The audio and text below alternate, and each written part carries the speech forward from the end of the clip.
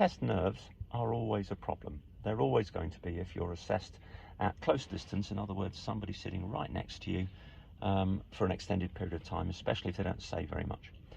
And the formality of the British driving test at the moment is that sort of scenario. It's like going on a first date with somebody and going to the cinema. You're sitting there for more than half an hour with them not talking much. You're both watching ahead. You're doing things, but you're conscious of this other human being that you don't know very well, very close to you. So what can you do about it? Quite a lot, as it happens. Let me put on my mask, like we still have to do at the moment for driving tests. If you think your glasses might steam up, if you're wearing glasses, as mine are steaming up at the moment, don't risk that happening when you're on the move. Try and get a little addition that you can get that fits more closely around the nose, so that when you exhale, your carbon dioxide, your breath, doesn't go up onto the inside of your glasses. Or you can try and push the mask up and have the glasses over the top of the mask, so that the air that you're breathing out just can't go over the cool lenses. Make sure that the lenses are the same temperature as you as well, otherwise they will steam up even without you breathing on them when you put them close to your warm face. These are only reading glasses, so I'm actually going to take these off, if I can manage that. I've obviously done this wrong. Let me untangle myself, put the mask back on. There won't be any problem with you being heard, or the examiner making themselves heard to you wearing a mask. The windows will be open in the car, at least one window either side, whatever the weather is, so dress appropriately to keep warm. You can also change your temperature, of course. Clockwise usually means turning something up. In this case, the temperature on this dial, in this case, the fan speed, going more to the right, which will probably bring the engine back on as well. It's in economy mode at the moment. It didn't, as it happened. So nerves, back to nerves. What can we do? We can prepare before test day by talking to friends and relatives, and indeed people we haven't known for very long, who are more likely to give us an honest answer about what they have seen us do, cope with, in other words, in the past, when we were feeling a bit flustered or anxious about an event coming up, and how they have seen us combat that. There will be something about our behaviour that might have quite impressed them, or been memorable at least, and that can give you an insight into what you can try and tap into among your abilities that you're not even conscious of.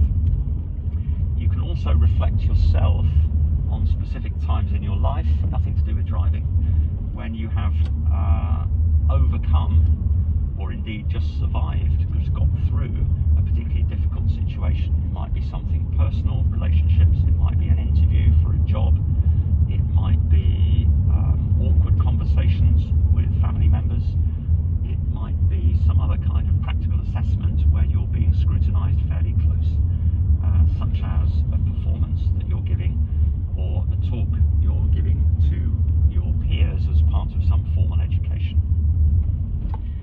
So I'm not talking much here about the driving situation I'm doing, but you'll notice how I'm glancing around in the usual way before changing anything about what I'm making my car do, apart from the gear. There's no need to check what's behind before you change gear, unless it's going to alter your speed, which I suppose it usually does. So what else can you do? You can consider something pharmacological, like taking CALMS, K-A-L-M-S, or using some herbal or non-prescription remedies for nervousness, such as lavender. Bring any scent you want into the car that helps you feel calmer or makes you feel pleasant, reminds you of some comfortable experience or environment. You can use homeopathic remedies such as St. John's wort, or you could go further if you feel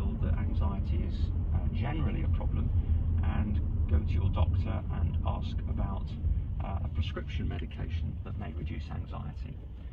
Some things are available which work in the relatively short term without dulling your senses. So that could be a way through a sudden panic attack or anxiety. Things to do practically for yourself in the hours leading up to the test are make sure you feel good about yourself. So dress in a way that makes you feel very comfortable. That might be smarter than usual. It might be in clothes that are supremely comfortable for you, including shoes, of course. Maybe do your hair, makeup, maybe have a shower, put on scent, whatever you would do to make yourself feel, yes, I'm worth this. You're not trying to impress the examiner. It doesn't matter if you turn up smelling of body odour, but it may convince you to treat yourself in a more positive way when things, small errors, do crop up, and they will. Nobody is perfect. The examiner is not expecting you to be perfect. The important thing is that your own emotions and your own psyche don't dwell on anything small that might go wrong, or anything big for that matter. Just stay calm, believe in yourself, and that you can sort out the problem, and focus on what's coming up in the next few seconds rather than what's happened in the last few seconds. That's a general beneficial psychological principle, to pull yourself towards something positive, or something where there's an opportunity to be positive and perform well, than to allow yourself to ruminate on something that hasn't gone well, that's now history and which you can't alter. What else to say? Talk to yourself while you're driving. It doesn't have to be particularly complimentary or particularly comprehensive, but just occasional words about what you're seeing to keep yourself focused. But also be kind in your language. Use the word "and" to join pieces of information together rather than the word "but." So you might say to yourself, oh, there's nothing going on in that side road, but oh, I didn't spot that one. Don't use phraseology like that. Say, I can see somebody standing at the bus stop, they're holding a bag, the leaves are blowing around on that side, and there's a car in front with brake lights on that's now turning, seems to be doing a U-turn, and there's a van overtaking in the distance. So they're just, even if they are linked hazards around you, try and regard them as new pieces of information that are distinct, and don't put any judgmental words on which might undermine how you see yourself dealing with them. This is happening, and I am going to do such and such. This is also happening, and I'm going to absorb that as well at the same time. Certainly, if you get pressured by somebody else into doing something you weren't planning to do, don't let a stranger ruin your day, as Eleanor Roosevelt apparently famously said, amongst many other things.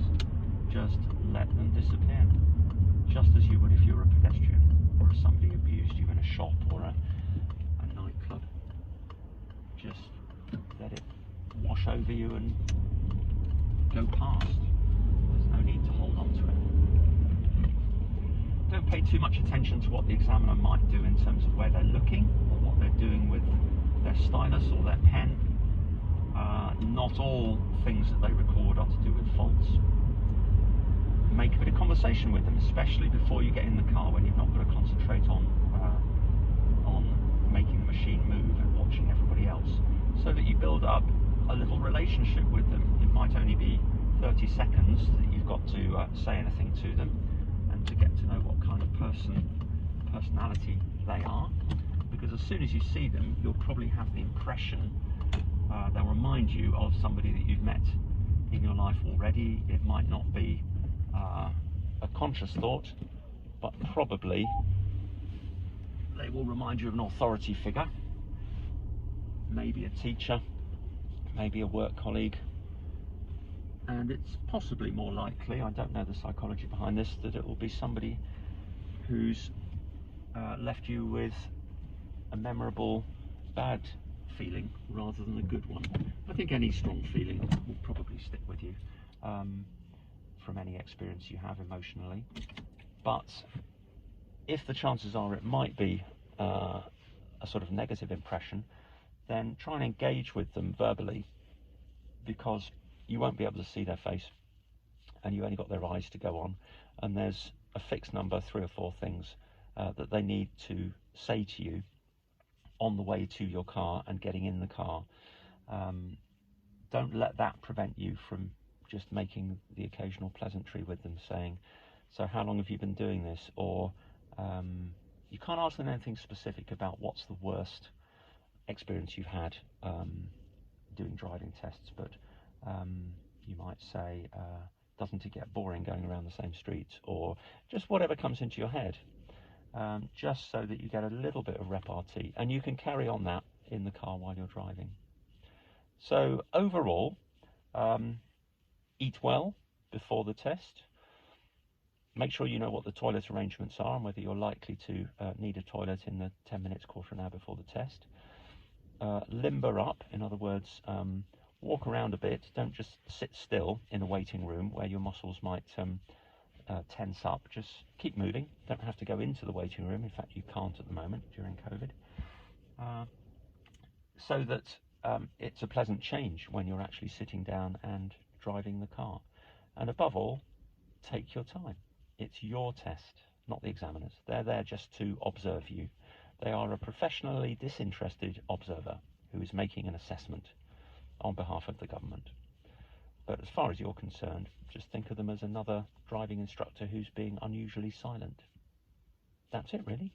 Cheers and good luck on the day.